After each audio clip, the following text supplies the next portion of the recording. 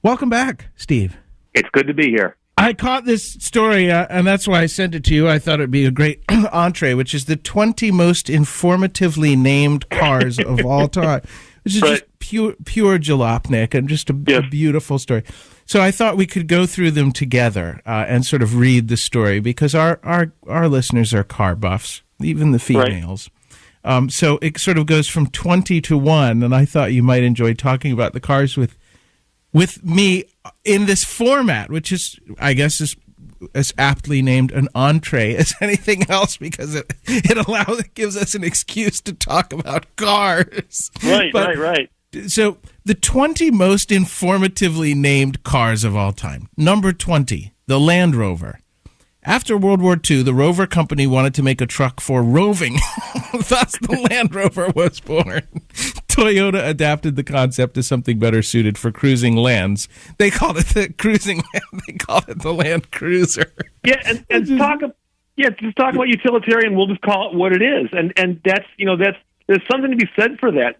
Sometimes marketing people kind of lose sight of the fact that you're selling a product to somebody. You want them to use it. You got to tell them what it is, right? That's right. Well, I used my Raff Radio's first offices and studios were across from a big building that was Arthur Anderson Consulting, so named because a guy named Arthur Anderson was a consultant and founded the company.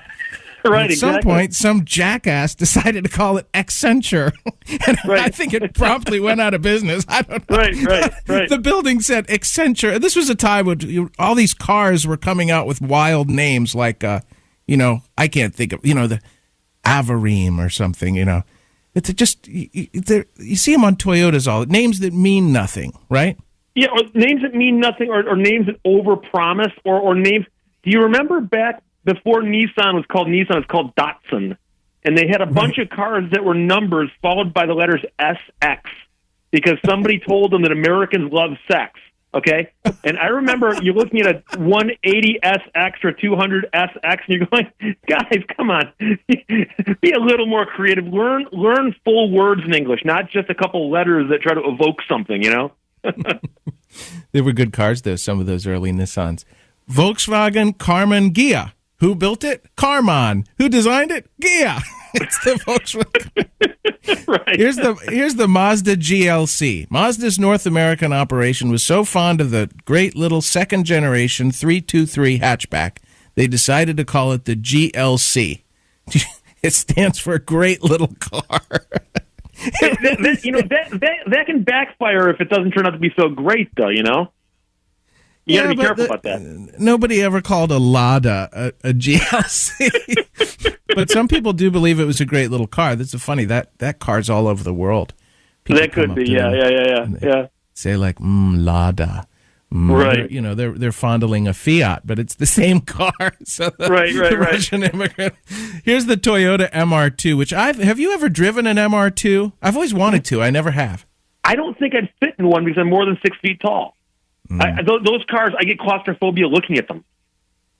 Well, do you know it's called MR2 for this reason? Where might one find the engine in an MR2? The middle. What wheels are driven? The rear. How many people does it seat? 2.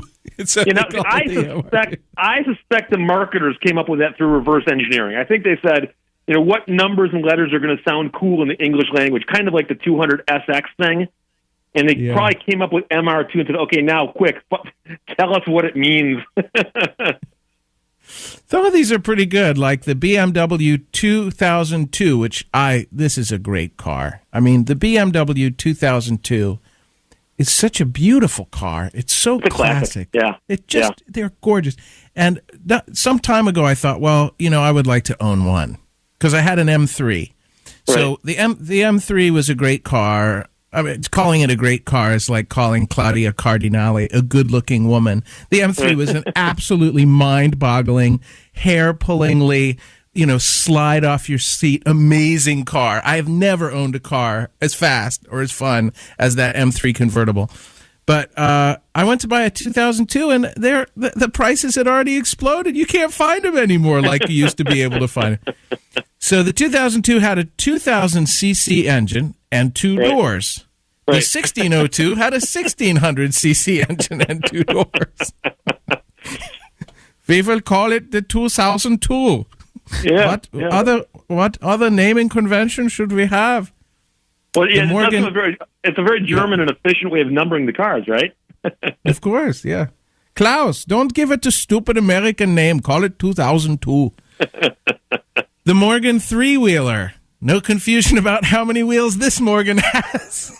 Well, but see, that's a brilliant marketing tactic, because when you want people to understand what's different about your car, it's very clear. This is the one with 3 wheels. Okay, every other car out there's got 4 wheels. That's why we call them cars. So Morgan puts one out with 3. We'll call it the 3-wheeler. Why not? I remember the one of these very well. Oh, by the way, the Amphicar. Yeah. The Amphicar is an amphibious car. which, by the way, had very, very major problems with rust, and largely because if you did it, use it in its intended purpose, it spent a lot of time with its rear quarters in water. Okay, so you think road salt's bad? Let it soak for a couple hours a day at the local reservoir, and then see what rust looks like. How many Amphicars were built? I have seen only pictures of them. I certainly have never driven one. I would love to own one. They are little car boat cars, right? Yeah, I've seen them. I've seen them at car shows, and I've seen them on TV, but I've never actually seen one in real life like you. They are quite rare and unusual and collectible, I believe. So people would leave them half in the water at the marina? Well, yeah. You could park it in your garage, or you could park it at the marina. And and like I said, a couple seasons of doing that, next thing you know, you're going, wait, my rear quarter panels are rusting out. Why is that? And well, guess what? Moisture's not good for cars, or empty cars, or really boats for that matter, unless they're wooden. Yeah. Our guest, by the way, Steve Lehto, regular and wonderful guy, author of Chrysler's Turbine Car, The Rise and Fall of Detroit's Coolest Creation, which not only is a good book, but it's got great pictures in it, too. Well, and talk about truth in advertising. What's the car got in it? The Chrysler Turbine Car. That's why they called it the Chrysler Turbine Car. They didn't use a name. Did you drive the Turbine Car that Jay Leno managed to find and buy? Did you get to ride it? Yes. Oh, no, I drove it. That thing is a blast. It literally... it's just neat because it drove like any other car. It wasn't that unusual. If you plugged your ears, you wouldn't have known the difference. It was the whooshing sound it made that was so cool. Driving down the streets of Burbank on a Saturday afternoon and watching people a quarter mile up the road snap their head around to see what's coming because they think it's a low-flying jet. And the turbine engine is remarkable in that it will run on really anything, right? Yes. Almost anything. Kerosene, diesel, Chanel No. 5, rubbing alcohol, VO5 hairspray, tequila, home heating oil. If you can pour it in the tank and it burns, that car will run on it. Just extraordinary. And your book talks a little bit about the mystery of the failure of a very simple engine. I mean, a turbine engine is hard to engineer, but the concept is so simple and beautiful. Certainly, much more elegant than even a Wankel. But what happened? It would have cost them a fortune to tool up and completely change over to a different technology. Nowadays, if you change your engine configuration and go from a 4-cylinder to a 3-cylinder, it's just minor tweaks in the process. But to go from, in essence, automotive standards to almost aircraft standards, they would have had to literally build a brand new plant just to make the engines. And in the early 70s, they did a cost estimate and ran into the billions with a B, billions of dollars that Chrysler did not have. Chrysler was about to run into the first ugly financial period that they hit. And that combined with changing tailpipe emissions, believe it or not, are what did in the turbine engine. It's a shame. Yeah. I remember, by the way, getting back to our original theme, the book is called Chrysler's Turbine Car, and it's just a great book to have. I mean, it's just it tells you more about an era and about a philosophy of engineering and the way America was than about anything else. It's remarkable pondering on the book as it's a time when anything was possible and the sky was the limit.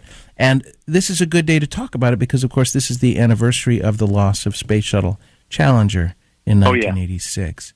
Yeah. And Reagan, who was such a brilliant abstract thinker.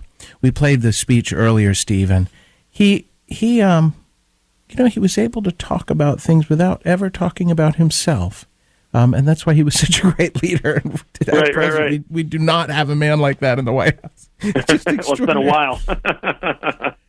I remember the day G. Gordon Liddy's son, one of his boys, bought a Maserati. And Gordon speaks French very well, but doesn't speak Italian, and is not what I'd call a polylinguist. But we spent many hours a day together, and one day he said, "My son has just purchased a Maserati Quattroporte, and it has 4 doors. It's a 4-door Maserati." so I Without having seen it there, G. Gordon, what was your first clue? So we joked about that very thing. Here's the Mazda rotary pickup. Speaking of Wankels, nearing the top 10 list, by the way, of the 20 most informatively named cars of all time. One of these is hilarious, the LaFerrari, but I guess we'll get to that. Mazda unleashed the first and only rotary-powered pickup truck on the world in 1974. I've never seen one. When they say rotary, do they mean Wankel? Yes, and I've never seen one of these either, which makes me wonder how widespread it was or if it was even introduced in the U.S. market. Yeah. The Wankel engine is such a beautiful thing, and I just can't figure out why, sort of like the turbine. I can't figure out why it didn't catch on. They are on old RX-7s. Yeah. Is there such thing as a Wankel-engined RX-5 or RX-8 now, or I presume not? I only know about the RX-7s. Yeah, the old RX-7s. And I don't think the more modern, the late 90s RX-7s, those are not Wankel engine cars, I don't believe.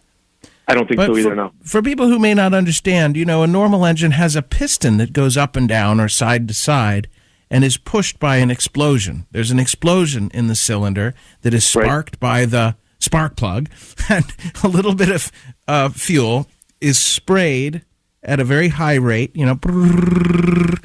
into the piston, and the piston is pushed back and then falls forward and pushed back or up and down and eventually turns a crank. And in conjunction with other pistons and a flywheel, this thing keeps turning. And your transmission puts your car in and out of gear, and the turning of the engine turns all sorts of other things like, say your water pump or the alternator that keeps your battery charged. But a Wankel engine sort of works with the pistons in a cylinder. My God, Steve, can you do this for me? Probably not in the minute we have left. But a Wankel engine, instead of having that cylinder be the piston, the shape is a triangle. And the triangles come together in kind of a Star of David, pushing each other around and around in a great circle. And it's a brilliant idea, but they never really got it to take off. The number one car, I guess, descriptive car, the Toyota truck. Number 2, the Mini, which is a small car. The Dodge Little Red Express. And finally, the LaFerrari, which, Steve, why did Ferrari call a car LaFerrari? It just seems in very poor taste. No, I think they were just so hung up on the fact they want to make sure you paid attention. They go, look, we named a car after ourselves. It's kind of like a black hole imploding. It's something very, very powerful but dense about it, if you know what I mean. Yeah, maybe like a large percentage of their target owner market, but I'm really not sure. I've never owned one. Not that it's impossible. Steve Lehto joins us, author of Chrysler's Turbine Car, The Rise and Fall of Detroit's Coolest Creation. WCGO.